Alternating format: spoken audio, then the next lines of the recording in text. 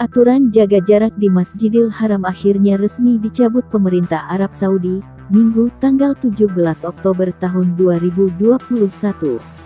Kebijakan itu diambil pemerintah Arab Saudi setelah menurunnya kasus COVID-19 di negara tersebut.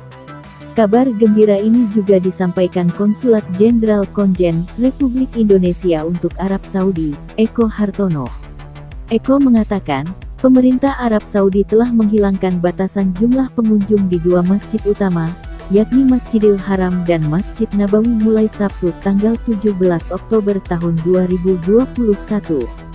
Eko menuturkan, selain pengunjung di Masjidil Haram, seluruh warga juga sudah diperbolehkan untuk melaksanakan kegiatan yang melibatkan massa besar, seperti acara pertunjukan maupun pernikahan.